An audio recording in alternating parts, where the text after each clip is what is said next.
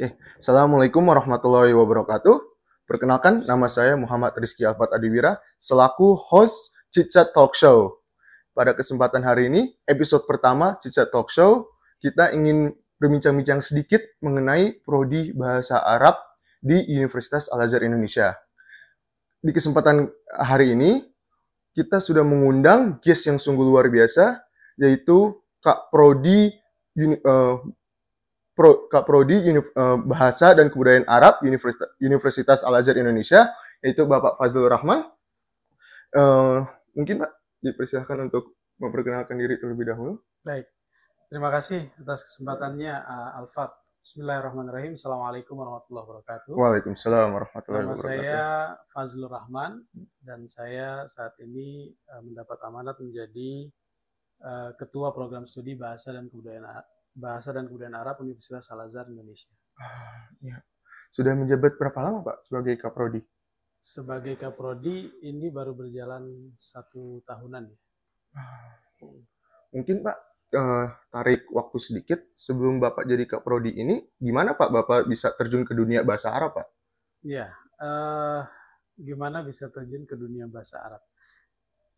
Ya, mungkin karena saya berawal dari studi saya sebelumnya di pondok ya, di pondok pesantren, dan di situ saya mengenal bahasa Arab dan lalu muncul ketertarikan terhadap bahasa Arab. Akhirnya saya memutuskan untuk melanjutkan studi di bidang bahasa Arab. S1 lanjut ke S2. S1-nya di mana dan mengambil apa gitu Pak jurusannya secara spesifik? Ya, S1-nya saya di dulu namanya ISID, Institut Studi Islam Darussalam.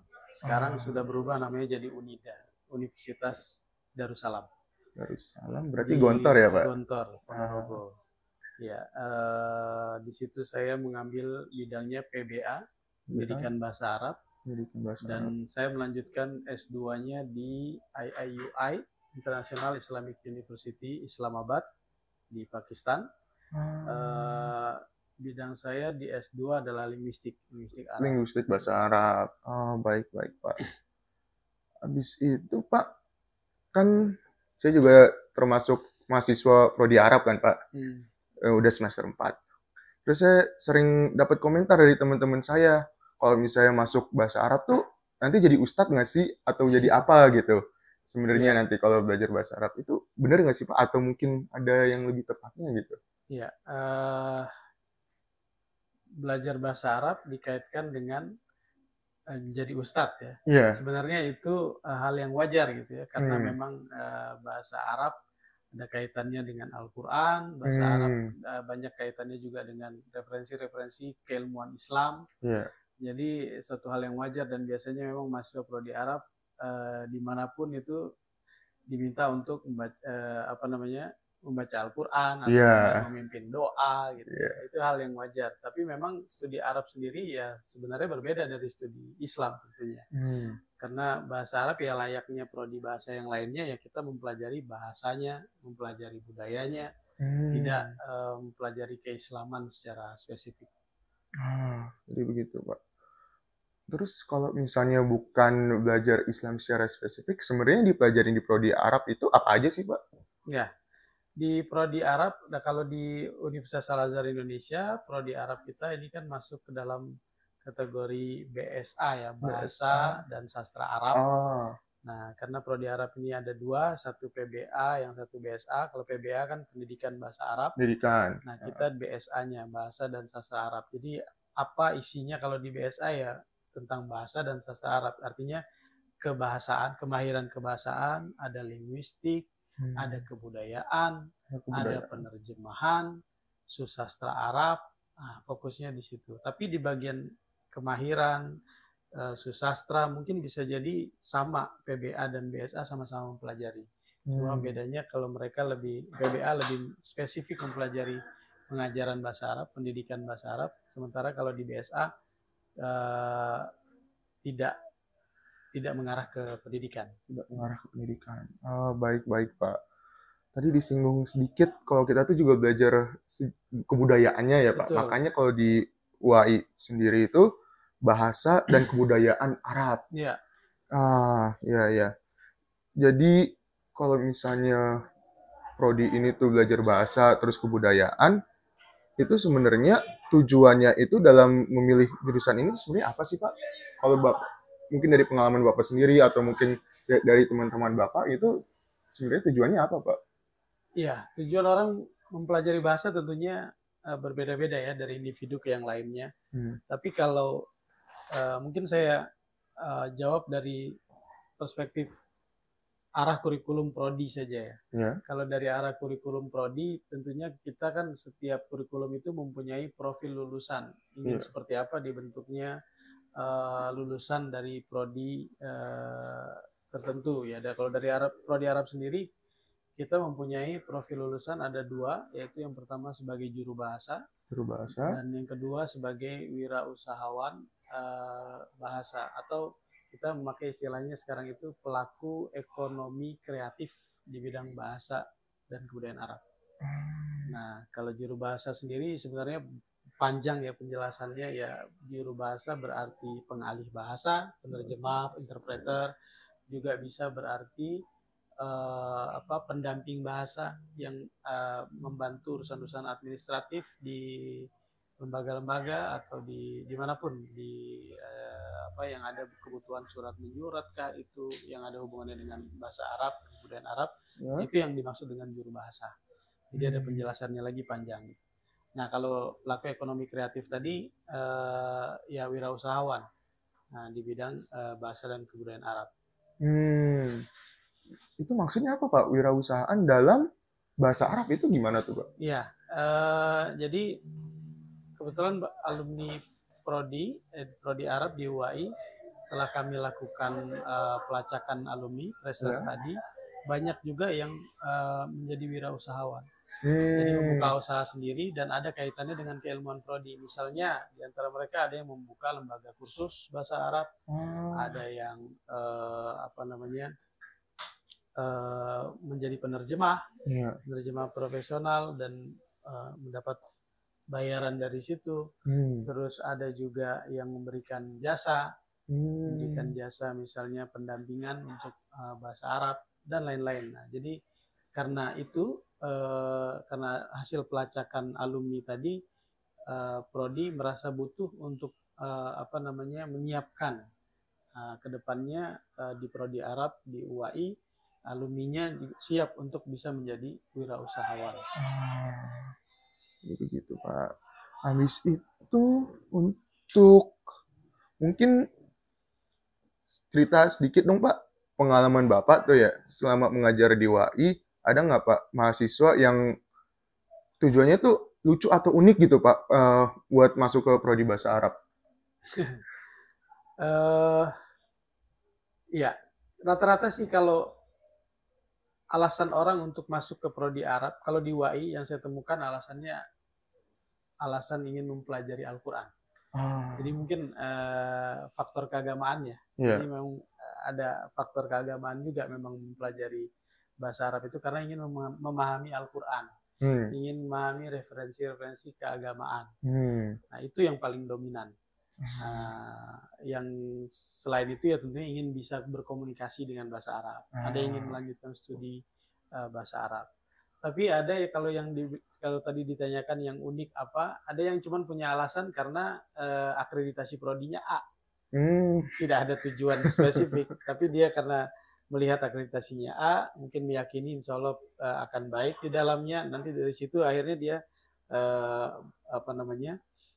berkembang, punya tujuan tersendiri sambil sering berjalan mempelajari bahasa Arab, akhirnya punya tujuan tersendiri. Dan yang seperti itu cukup ada beberapa ya. Ada yang sudah lulus juga, dan dia cukup berhasil juga dia mempelajari bahasa Arab dari nol sampai dia sampai lulus jadi alumni, bisa berbahasa Arab, berkomunikasi bahasa Arab,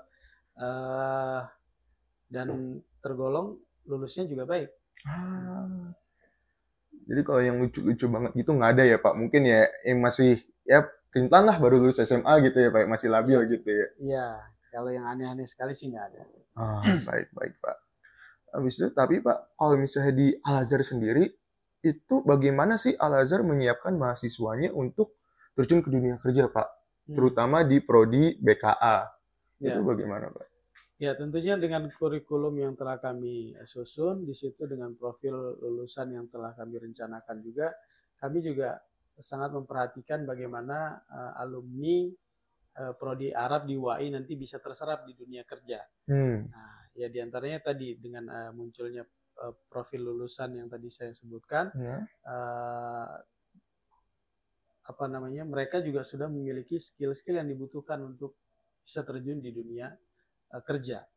Nah, dan jadi sudah dibekali, memang sudah ada di kurikulum, dan tentunya kami juga selain pembelajaran di dalam kelas, juga ada pembelajaran di luar kelas. Pendampingan kegiatan-kegiatan kemahasiswaan yang ada di luar kelas juga mengacu kepada kurikulum yang ada di program studi.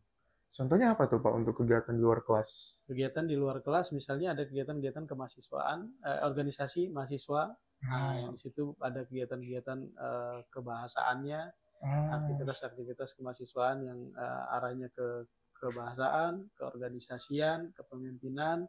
Nah, itu tentunya membekali mahasiswa kita untuk bisa dapat latihan berinteraksi dengan sosial, dengan publik, latihan kepemimpinan, dan kita menyadari bahwasanya soft skill seperti itu dibutuhkan di dunia kerja selain yang hubungannya dengan kajian keilmuan prodi. Kalau kajian keilmuan prodi semuanya telah di-cover di dalam kurikulum, dalam pembelajaran di dalam ataupun di luar kelas. Tapi soft skill lain tadi seperti kepemimpinan, keorganisasian seperti itu juga kita hadirkan dalam bentuk kegiatan-kegiatan kemahasiswaan. Jadi untuk di luar kelas itu lebih ke kegiatan organisasi lah, ormawa gitu ya Pak ya. Oke, baik. Terus Pak, kalau misalnya keunggulannya gitu dari ngambil prodi bahasa Arab di Al-Azhar, itu kira-kira apa aja tuh Pak? Keunggulannya apa? Oke. Keunggulan ngambil bahasa Arab di Universitas Al-Azhar. Pertama, ini kalau dari yang yang sederhana, lokasi kita tentunya UAI kan mudah dijangkau di mana-mana. Kita ada di tengah-tengah, mau melalui moda transportasi apapun ada di sini. Dari MRT sampai angkot-angkot segala macam, bis-bis juga ada dilalui. Dan kita berada di lingkungan masjid, di yayasan pesantren Islam Al-Azhar. Nah, tentunya itu. Dan kalau terkait dengan kurikulum, apa keuntungannya belajar bahasa Arab di Universitas Al-Azhar? Kita memiliki guru atau dosen dari native speaker dari negara Arab. Yang itu yang selalu kita pertahankan sampai sekarang, selalu ada. Walaupun misalnya tidak banyak, tapi setidaknya satu orang pasti ada native speaker yang langsung dari negara Arab. Memang dia bukan WNI, tapi WNA yang ada di Indonesia. Nah, itu, dan tentunya yang lain-lainnya ya kurikulum yang telah disiapkan sesuai dengan perencanaan. Kalau ngomongin kurikulum Pak, sebenarnya kan orang kalau dengar nama Al-Azhar itu mungkin mikirnya lebih ke yang ke Kairo ya Pak ya. Al-Azhar Kairo. Itu sebenarnya di Al-Azhar Indonesia itu ada kaitannya nggak sih Pak dengan kurikulum yang Al-Azhar di Kairo Pak? Ya. Kalau ditanya kaitan, tidak ada. Tidak ada kaitannya. Jadi cuma hanya sama nama aja Pak? Iya, sama nama. Yang itu tentunya ada sejarahnya. Penamaan itu karena kunjungan Grand Sheikh Al-Azhar pada saat itu ke Indonesia, dan itu mampir di Masjid Kebayoran, pada saat itu namanya Masjid Kebayoran, dan beliau yang mengusulkan pada jamaah pada saat itu untuk mengganti, mengusulkan nama kalau ini bisa dinamakan dengan Al-Azhar, dan itu disambut oleh para jamaah, sehingga semenjak itu berubahlah yayasannya, berubah jadi nama Al-Azhar, sehingga semua turunan dari yayasan jadi Al-Azhar. Ya, sekolah-sekolah Al-Azhar, ya universitasnya Al-Azhar. Itu yang saya pahami terkait penamaan Al-Azharnya ya. Jadi tidak ada keterkaitan ada hubungan kerjasama Al-Azhar Kairo, tidak ada secara spesifik, hanya penamaan yang sama. Ya, soalnya saya juga sering dapat komen tuh Pak dari teman-teman saya, Al-Azhar Kairo, oh bukan Al-Azhar Indonesia, oh itu tuh kayak cabang Indonesia, oh Enggak sih, setahu saya enggak kayak gitu gitu. Dan itu benar Dan berarti. di Indonesia bukan hanya di kita di UAI saja, yang namanya Al Azhar ada beberapa di Indonesia. Oh, iya iya iya. Nah, mungkin Pak, kalau misalnya belajar bahasa Arab itu ya Pak, sekarang itu kan udah banyak robot-robot ya Pak, udah banyak peran-peran mesin dalam menggantikan peran manusia. Terutama dengan timbulnya AI terbaru, ChatGPT. Nah, saya jadi penasaran kalau menurut Bapak sendiri ini, apakah urgensi mempelajari bahasa Arab itu mulai memudar Pak dengan munculnya AI seperti ChatGPT gitu Pak? Ya, iya, kemajuan teknologi kita tidak bisa pungkiri banyak hal yang biasanya hanya bisa ditangani oleh manusia sekarang sudah bisa ditangani oleh teknologi. Tapi tentunya setiap ini mempunyai perannya masing-masing. Teknologi ada perannya yang bisa ditangani oleh teknologi, tapi ada juga yang tidak bisa ditangani oleh teknologi. Komunikasi antar manusia seperti ini tidak bisa ditangani oleh teknologi.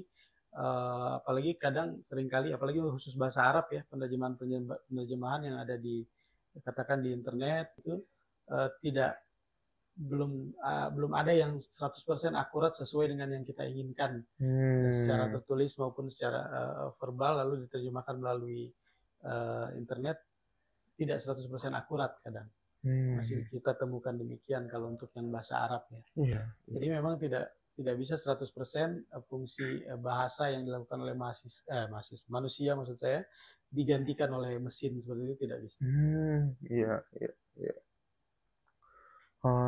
Mungkin Pak sebelum kita tutup sesi pada siang hari ini ya Pak ya, mungkin Bapak ada kalimat gitu sepatah dua kata untuk teman-teman yang masih SMA nih yang mau ngambil prodi bahasa Arab terutama di Al Azhar itu mungkin ada Pak?